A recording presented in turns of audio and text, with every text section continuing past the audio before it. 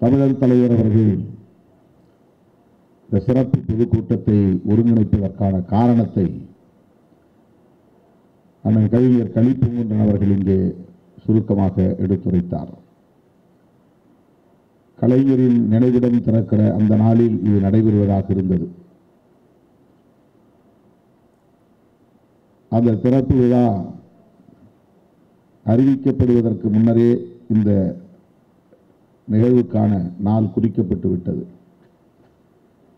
பின்னர் அந்த அறிவிப்பு வந்த நிலையில்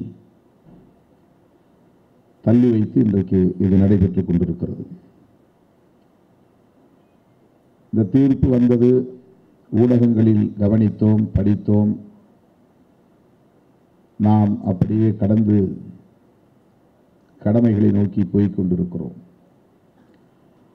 பிரச்சனைகளை நோக்கி போய்க் கொண்டிருக்கிறோம். ஆனால் வழக்கம் போல தமிழர் தலைவர் ஐயா ஆசிரியர் அவர்கள் இது போன்ற தீர்ப்புகள் வருகிற நேரத்தில் மக்களுக்கு எதிராக வந்தாலும் ஆதரவாக வந்தாலும்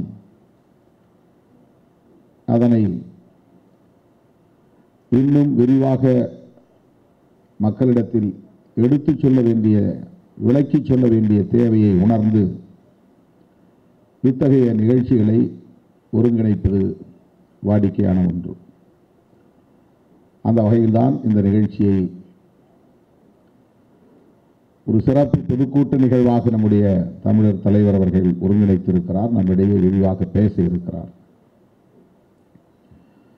தேர்தல் பத்திரம் என்பது யாருடைய நலன்களுக்காக உருவாக்கப்பட்டது? கடந்த 6 ஆண்டுகளில் அவர்கள் எப்படி இதை கையாண்டிருக்கிறார்கள்? இதனால் பயன்பெற்றவர்கள் யார்? இதனால் ஏற்பட்டிருக்கிற எதிர் விளைவுகள் என்ன என்பது குறித்து இங்கே தலைவர்கள் பேசியிருக்கிறார்கள். அண்ணன் விடுதலை அவர்களும், பேராசிரியர் ஜவாஹிருல்லா அவர்களும், கவிஞர் கலிப்பூங்குன்றன் அவர்களும் எடுத்துரைத்திருக்கிறார்கள். பாரதிய ஜனதா கட்சி ஒரு தேர்ந்த அரசியல், ராஜதந்திர அரசியல் கட்சி. எல்லா வகையிலும் தேர்ச்சி பெற்றவர்களாக இருக்கிறார்கள். மாய்மால அரசியல் செய்வதில்,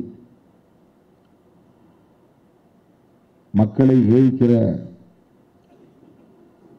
மாய்மால அரசியல் செய்வதில், தாம் ஏற்றுக்கொண்ட கொள்கைகளை மக்களிடத்திலே கொண்டு போய் சேர்ப்பதில், அதிகார வர்க்கத்தை வளைத்து போடுவதில், தேர்தலை தமக்கு சாதகமாக, தேர்தல் ஆணையம் உட்பட அனைத்தையும் தங்களுக்கு சாதகமாக மாற்றி கையாளுவதில், ஊழல் வெளிப்படையாக சட்டப்பூர்வமாக செய்வதில் கை தேர்ந்தவர்களாக இருக்கிறார்கள். எதை பற்றியும் கவலைப்படுவதில்லை, அச்சப்படுவதில்லை, கூச்சப்படுவதில்லை, வெட்கப்படுவதில்லை. அப்படி ஒரு தேர்ச்சி பெற்ற ஒரு அரசியல் கட்சியாக இன்றைக்கு இந்தியாவிலே விளங்குகிற கட்சி தான் பாரதிய ஜனதா கட்சி. பொலிட்டிக்கல் எத்திக்ஸ் என்ற எதுவுமே அவர்களிடத்தில் கிடையாது. கூட்டணியில் தங்களோடு பயணிப்பவர்களையே பலவீனப்படுத்தி அவர்களை வீழ்த்துவதில் பாரதிய ஜனதா கைதேர்ந்த ஒரு அரசியல் கட்சி. தமிழ்நாட்டில் இப்போது அதிமுகவும் பாமகவும் அப்படி சிக்கிக்கொண்டு தவிக்கிறது. அந்த 2 கட்சிகளையும் இப்போது அவர்கள் பலவீனப்படுத்தி வருகிறார்கள் என்பதை இன்னும் அவர்கள் உணராமல் இருக்கிறார்கள். அடுத்த தேர்தலில் அவர்கள் எந்த நிலையில் இருப்பார்கள் என்பதை போக போக நாம் எல்லோரும் பார்க்கத்தான் போகிறோம். அவர்கள் எங்கெல்லாம் கூட்டணி வைக்கிறார்களோ அங்கெல்லாம் அந்தந்த கூட்டணி கட்சிகளை பலவீனப்படுத்தி அந்த கட்சியில் இருக்கிற ஆட்களையே தங்கள் கட்சியில் இழுத்து போடுவதும், தொண்டர்களை வளைத்து போடுவதும், ஊடுருவி அவர்களை சங்கிமயமாக்குவதும் அவர்களின் கைதேர்ந்த உத்திகளுள் சிறந்த உத்திகளாக விளங்குகின்றன. அப்படித்தான் தேர்தல் பத்திரத்தை அறிமுகப்படுத்தியது. அதன் மூலம் ஏறத்தாழ 58% நன்கொடையை, தேர்தல் கொடையை பாரதிய ஜனதாவுக்கு பெற்றுக்கொண்டதும் அம்பலமாகியிருக்கிறது.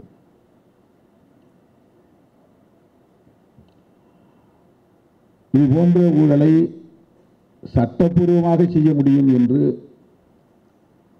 எவ்வளவு தந்திரமாக, சாதுரியமாக, சாதனையாக படைத்து எங்களை போல் எவராலும் செய்ய முடியாது என்பதை உறுதிப்படுத்தி இருக்கிறார்கள் என்பதைத்தான் புள்ளி விவரங்களோடு இங்கு தோழர்கள் எடுத்துரைத்தார்கள். 6000 கோடிக்கு மேல் வெள்ளை பணமாக தங்களின் கட்சி கணக்கிலே சேர்த்திருக்கிறார்கள்.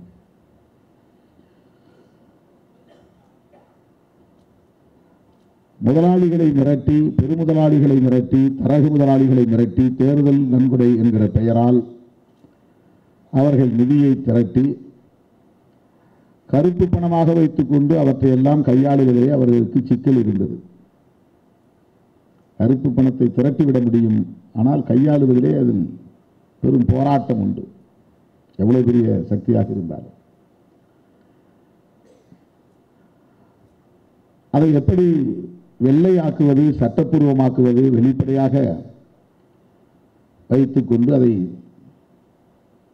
தங்களுக்கு பயன்படுத்திக் கொள்வது என்கிற அடிப்படையிலே அவர்கள் சிந்தித்து உருவாக்கிய ஒரு சட்டப்பூர்வமான ஊழலுக்கு ஆதாரமான ஒரு திட்டம்தான் தேர்தல் பத்திர திட்டம்.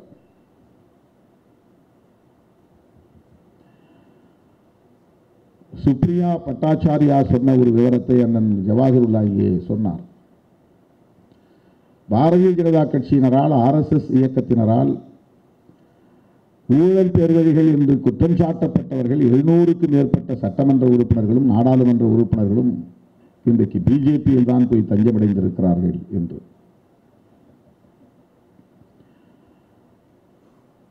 நாட்டில் அடையாளம் காணப்பட்ட நோட்டோரியஸ் கிரிமினல்ஸ், ரவுடிஸ், என்கவுண்டர் லிஸ்டில் இருக்கக்கூடிய பிரபல கேடிகள்,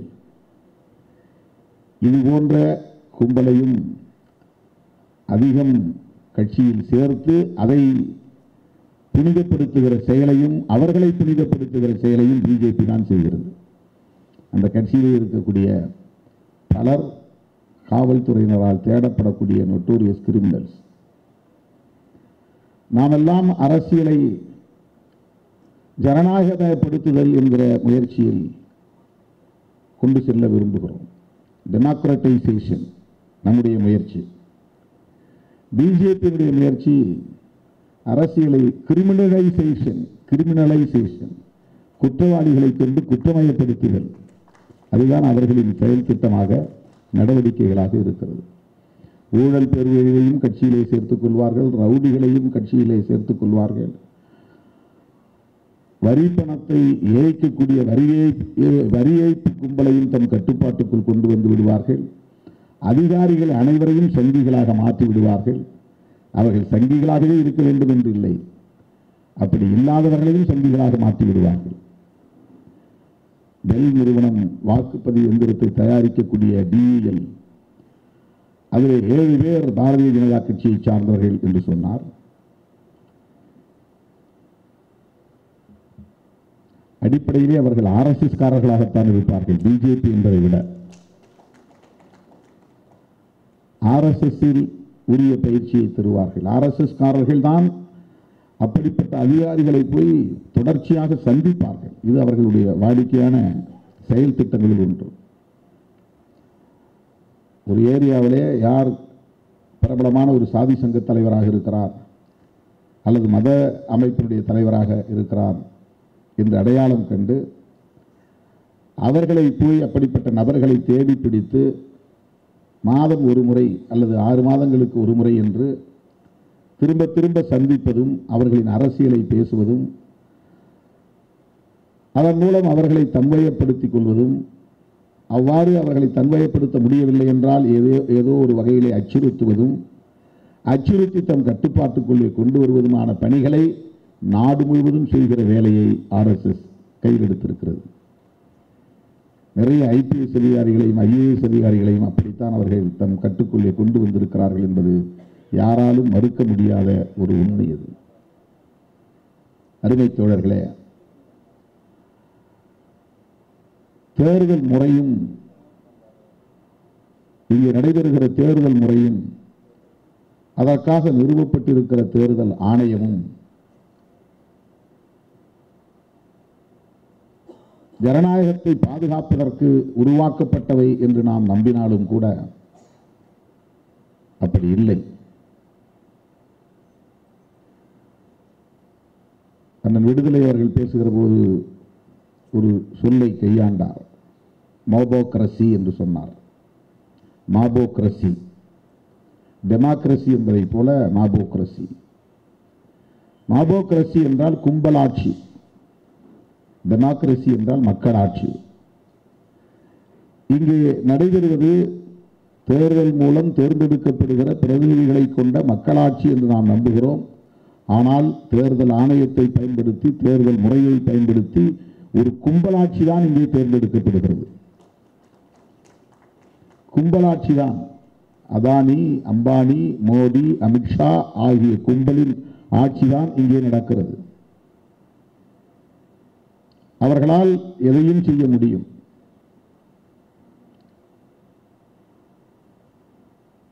எதை செய்வதற்கும் அவர்கள் தயங்க மாட்டார்கள். ஏற்கனவே நடைமுறையில் இருக்கிற எந்த சிஸ்டத்தையும் அவர்கள் பின்பற்ற மாட்டார்கள்.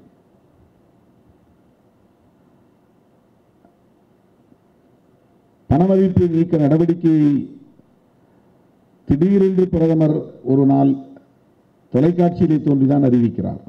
அதில் எந்த விதமான ப்ரொசீஜரும் கிடையாது. அமைச்சரவையோடு அவர் கலந்து பேசினாரா? இல்லை. அல்லது நாடாளுமன்றத்தில் விவாதிக்கப்பட்டதா? இல்லை. எந்த ஜனநாயக நடைமுறையும் கிடையாது. ஒரு பிரதமருக்கு அப்படி சொல்லுவதற்கான அதிகாரம் எங்கிருந்து வந்தது? அதை பற்றி கவலைப்படாத ஒரு கும்பலின் ஆட்சிதான் பிஜேபி ஆட்சி.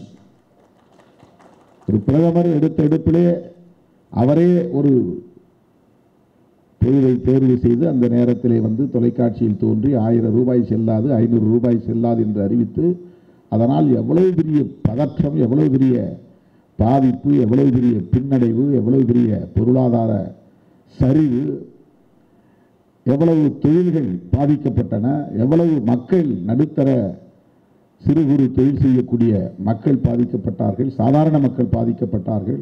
எந்த பாதிப்பை பற்றியும் கவலைப்படாமல் தாம் நினைத்ததை செய்து முடிக்கக்கூடிய ஒரு துணிவை அவர்கள் பெற்றிருக்கிறார்கள் என்றால் அவர்கள் ஜனநாயகத்தை ஒரு பொருட்டாக மதிக்கக்கூடியவர்கள் இல்லை. ஜனநாயகத்தை மதிக்க வேண்டும், அரசமைப்பு சட்டத்தை மதிக்க வேண்டும் என்கிற குறைந்தபட்ச எத்திக்ஸ் இல்லாதவர்கள். அவர்களின் கைகளில் தான் இந்த ஆட்சி சிக்கி கிடக்கிறது. குறிப்பிட்ட சில நிறுவனங்களின் மூலம் அவர்கள் இவ்வளவு பெரிய தொகையை பெற்றிருக்கிறார்கள் என்றால் வெள்ளை பணமாகவே 6000 கோடிக்கு மேல் அவர்களால் பெறப்பட்டிருக்கிறது என்றால் அப்படி கணக்கில் காட்டப்படாமல் எத்தனை ஆயிரம் கோடிகளை அவர்களால் வசூலித்திருக்க முடியும் என்பதை எண்ணி பார்க்க வேண்டும்.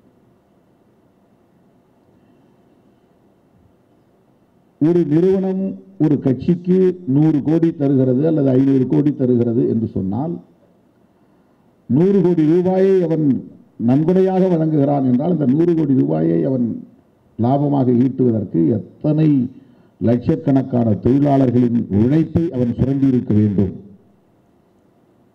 எவ்வளவு பெரிய கூலியை அவன் சுரண்டி இருக்க வேண்டும். அப்படி அவன் சுரண்டி சம்பாதித்த லாபத்தை ஒரு கட்சிக்கு 100 கோடி ரூபாயை இயல்பாக எடுத்து வீசுகிறான் என்று சொன்னால் அதற்குரிய பலன் இல்லாமலா அவன் செய்வான்? ஒரு தொழிலாளிக்கு சம்பளம் உயர்த்த தயங்குகிறவன், போனஸ் கொடுக்க தயங்குகிறவன், அவனுடைய ஏர்ன் லீவை கூட பயன்படுத்த முடியாமல் தடுக்கிறவன், அப்படி ஒரு தொழிலாளியின் உழைப்பை கடுமையாக சுரண்டக்கூடியவன், அப்படியெல்லாம் கணக்கு போட்டு லாபம் சம்பாதிக்கக்கூடிய ஒருவன் எப்படி சாதாரணமாக 100 கோடியே அல்லது 200 கோடியே அல்லது 300 கோடியே ஒரு கட்சிக்கு அவன் தானமாக கொடுக்க முடியும்? அவனால் 100 கோடியை நன்கொடையாக தர முடிகிறது என்றால் இந்த நபர்களை பயன்படுத்தி அதன் மூலம் 500 கோடியை ஈட்ட முடியும் அல்லது 1000 கோடியை சுருட்ட முடியும் என்கிற வாய்ப்பு இருந்தால் மட்டும்தான் அவன் செய்வான். அதற்கான கமிட்மெண்ட் என்பது ஒரு கான்ட்ராக்ட், அவர்களுக்கு இடையிலே ஒரு அக்ரிமெண்ட். எந்த முதலாளியும் பிரதிபலன் பார்க்காமல் யாருக்கும் எந்த நன்கொடையும் தர வாய்ப்பே கிடையாது. ஒன்றை 100 தான் முதலாளி. ஒன்றை 100 என்றால் உழைப்பாளிகளின் உழைப்பை சுரண்டுகிறான் என்றுதான் பொருள். லாபம் என்பதே உழைப்பின் சுரண்டல் தானே. எளிய மக்களின் உழைப்பை சுரண்டுவதில் இருந்து தானே ஒருவனால் லாபத்தை ஈட்ட முடியும். அந்த லாபத்தில் இருந்து தானே கட்சிகளுக்கு அவன் நன்கொடை தருகிறான். அந்த லாபத்தை அப்படியே அவன் கொடுப்பதற்காக இவ்வளவு தூரம் உழைப்பாளிகளை சுரண்டுகிறான் கிடையாது. அதானி இவ்வளவு தூரம் ஒரு கட்சிக்கு செலவு செய்கிறார் என்று சொன்னால் அதுபோல 4 மடங்கு 5 மடங்கு அவருக்கு திருப்பி வரும். அதற்குரிய ஏற்பாடுகளை இவர்கள் மூலம் செய்து கொள்ள முடியும் என்ற நம்பிக்கையிலிருந்து தான் செய்கிறார்கள். எனவே அவர்களும் இப்படி கட்சி நடத்துகிறவர்களும் சேர்ந்து நடத்துகிற ஒரு மாய்மால அரசியல் தான் தேர்தல் அரசியல். அதில் தான் நாம் போய் சிக்கிக் கொள்கிறோம். மக்களை ஏய்க்கிற அரசியல் தான் இந்த தேர்தல் முறை என்பது. ஊழலுக்கு மிக முக்கியமான காரணமே இங்க இருக்கிற தேர்தல் முறைதான். ஏன் அரசாங்கமே தேர்தல் செலவு செய்யக்கூடாது? எதற்காக வேட்பாளர் செலவு செய்ய வேண்டும்? ஏன் அரசாங்கமே தேர்தல் செலவு செய்யக்கூடாது? யாரும் போய் மக்களை நேரிலே சந்திக்க கூடாது, யாரும் வாக்கு கேட்கக்கூடாது. உன்னுடைய கோரிக்கையை தொலைக்காட்சி மூலமாக சமூக ஊடகங்களின் மூலமாக வேண்டுகோளை மக்களுக்கு சொல்லுங்கள். தெரு தெருவாக செல்லாதீர்கள். மக்களை கரப்ட் செய்யாதீர்கள். மக்களையும் கிரிமினலைசேஷன் செய்யாதீர்கள். ஊழல் மயப்படுத்தாதீர்கள். ஒரு ஓட்டுக்கு 1000 ரூபாய் கொடுக்கிறான்னா எந்த அடிப்படையில் கொடுக்க முடியும்? யார் கொடுப்பது? ஒவ்வொரு கட்சியும் உறுப்பினர் சந்தா மூலமாக வாக்குகளை சந்திக்கிறார்கள். எந்த கட்சியாக இருந்தாலும்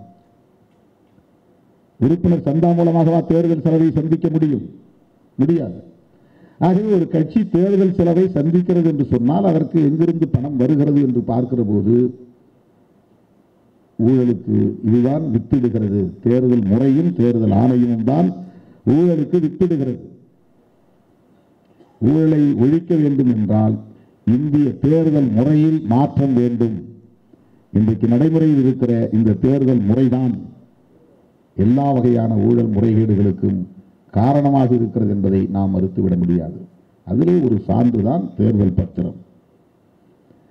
அந்த தேர்தல் பத்திரங்களை தருகிற நிறுவனங்கள் பிரதிபலன் இல்லாமல், ஆதாயம் இல்லாமல் எந்த கட்சிக்கும் நன்கொடை வழங்க வாய்ப்பில்லை. எப்போதாவது இப்படி நல்லதொரு தீர்ப்பை உச்சநீதிமன்றம் வழங்குகிறது என்பதுதான் ஆறுதல் அளிக்கிறது. இதில் டிரான்ஸ்பரன்சி இல்லை, வெளிப்படைத்தன்மை இல்லை. இது அரசமைப்பு சட்டத்திற்கு எதிரானது. ரிசர்வ் பேங்க் அதிகாரிகள் சொல்லியிருக்கிறார்கள்.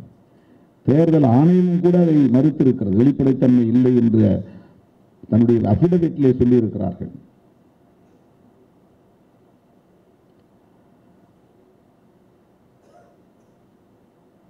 வங்கிகளை தங்களுக்கு சாதகமாக பயன்படுத்துகிறார்கள். ரிசர்வ் வங்கியையே தங்களுக்கு சாதகமாக பயன்படுத்துகிறார்கள். தேர்தல் ஆணையத்தை தங்கள் கட்டுக்குள்ளே வைத்திருக்கிறார்கள். நீதிமன்றங்களை தங்கள் கட்டுக்குள்ளே வைத்திருக்கிறார்கள். எங்கே போய் முடியும்? இப்படிப்பட்ட ஒரு நிலையில்தான் ஜனநாயகத்தை மதிக்காதவர்கள், அரசமைப்பு சட்டத்தை மதிக்காதவர்கள், அரசியல் நியாயங்களை மதிக்காதவர்கள் தொடர்ந்து ஆட்சியிலே நீடிப்பது என்பது ஒட்டுமொத்த தேசத்திற்கே பெரும் தீங்கை விளைவிக்கும். ஆகவே அவர்களை தூக்கி எறிய வேண்டிய பொறுப்பு நமக்கு இருக்கிறது. இவிஎம் மூலமாக ஆட்சியை திருடுகிறார்கள். அது தேர்ந்தெடுக்கப்பட்ட அரசு அல்ல, திருடப்பட்ட அரசு. மக்களால் தேர்ந்தெடுக்கப்பட்ட அரசு அல்ல. நாம் தான் இன்னும் அந்த விழிப்புணர்வை பெறாமல் இருக்கிறோம். வட இந்திய மாநிலங்களில் ஜனநாயக சக்திகள் இவிஎம் பிரைம் மினிஸ்டர் என்றுதான் அவருக்கு பெயரை சூட்டி இருக்கிறார்கள். பீப்புள் பிரைம் மினிஸ்டர் அல்ல, பீப்புள்ஸ் பிரைம் மினிஸ்டர் அல்ல, இவிஎம் பிரைம் மினிஸ்டர் என்றுதான் பெயரை சூட்டி இருக்கிறார்கள். குடியரசுத் தலைவருடைய உரையின் மீது நன்றி தெரிவிக்கும் தீர்மானம் அனைத்து கட்சியினரும் பேசி முடிக்கிறோம். அதன் பின்னர் பிரதமர் அதற்கு பதில் அளிக்க வருகிறார். குடியரசுத் தலைவரின் உரையில் என்ன சொல்லப்பட்டது என்பது குறித்து அவர் பேசுவதை விட காங்கிரஸ்காரர்களை பார்த்து நக்கல் அடிப்பது, எதிர்க்கட்சிக்காரர்களை பார்த்து கிண்டல் அடிப்பது, நீங்கள் அதே இடத்தில் உட்கார்ந்திருப்பது என்று தீர்மானகரமாக முடிவெடுத்து விட்டீர்கள் என்று கேலி செய்வது, இதைவிட இன்னும் கொஞ்சம் உயரமான இடத்திலே அமரப்போகிறீர்கள், கேலரியிலே அமரப்போகிறீர்கள் என்று கிண்டல் அடிப்பது. 2 மணி நேரம் ஒரு பிரதமர் பேசுகிறார். தேர்தல் அரசியல் மேடையில் பேசுகிற பேச்சை மக்களவையில் பேசுகிறார். தமிழ்நாட்டுக்கு இப்போது அடிக்கடி வந்து போகிறார். திமுக அரசுக்கு எதிராக பேசுகிறார். எம்ஜிஆரை புகழ்கிறார், ஜெயலலிதாவை புகழ்கிறார். இந்த ஜெயலலிதா அம்மா தேர்தல் பிரச்சாரத்திலேயே சொன்னார், மோடியா லேடியா, மோதி பார்ப்போம் என்று. இது அதிமுக தொண்டர்களுக்கு மறந்து போயிருக்கும், அதிமுக தலைவர்களுக்கு மறந்து போயிருக்கும்.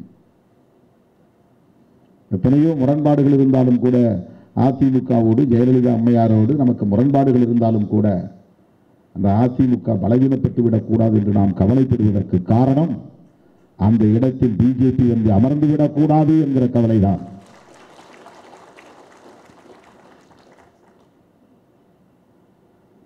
அதிமுகவும் பிஜேபியும் சேர்ந்து சந்தித்த தேர்தல்களிலே அவர்கள் தோல்வியடைந்திருக்கிறார்கள். அது அவர்களுக்கான பாடம்.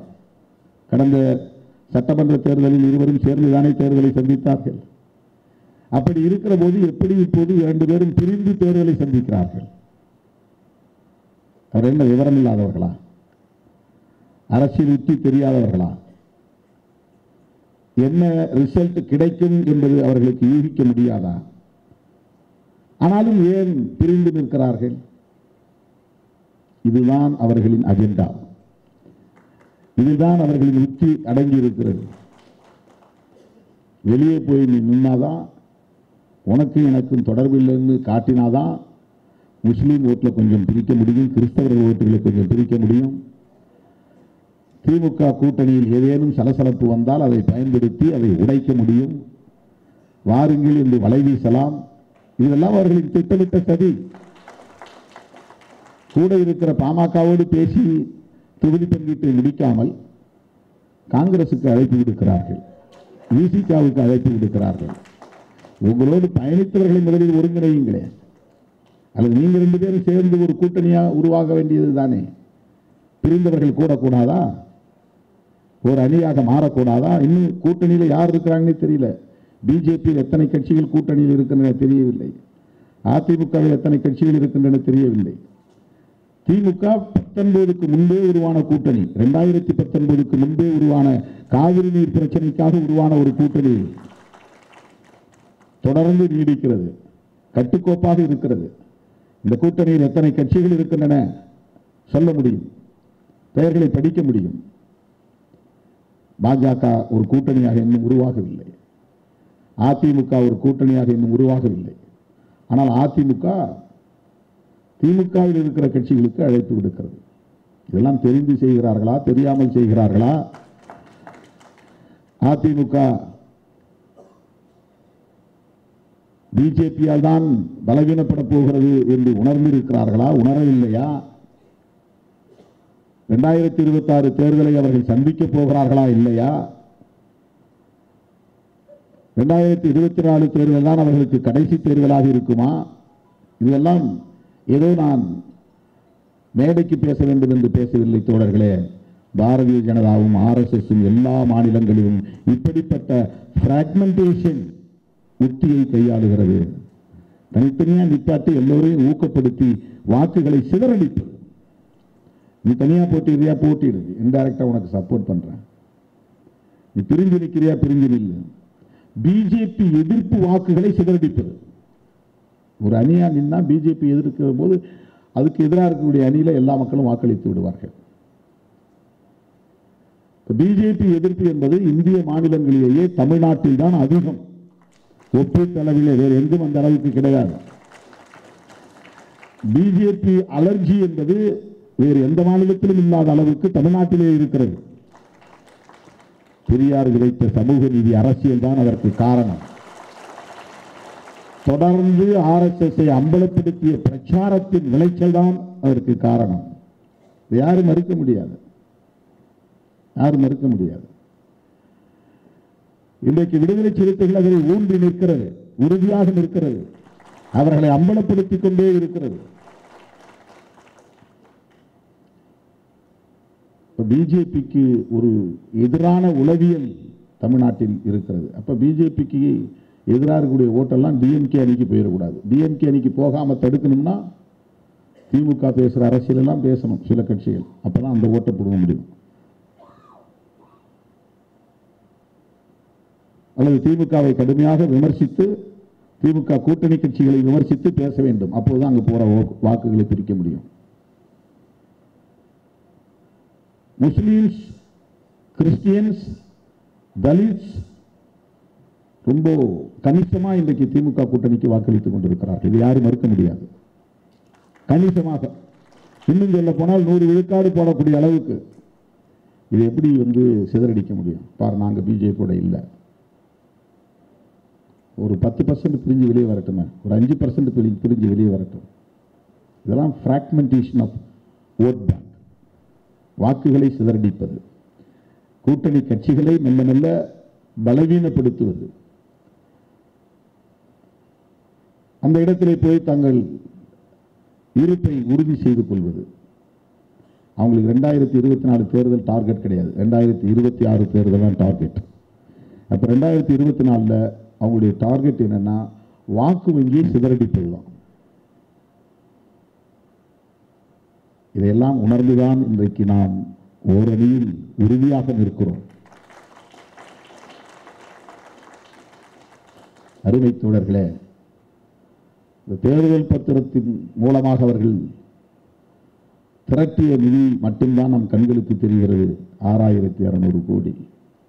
ஆனால் பெருமுதலாளிகளை, தரகு முதலாளிகளை வைத்துக் கொண்டு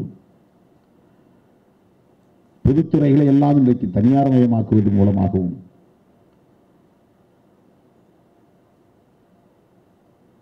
அவர்களை பயன்படுத்தி இயற்கை வளங்களை கொள்ளையடிப்பது போன்ற ஒப்பந்தங்களின் மூலமாகவும்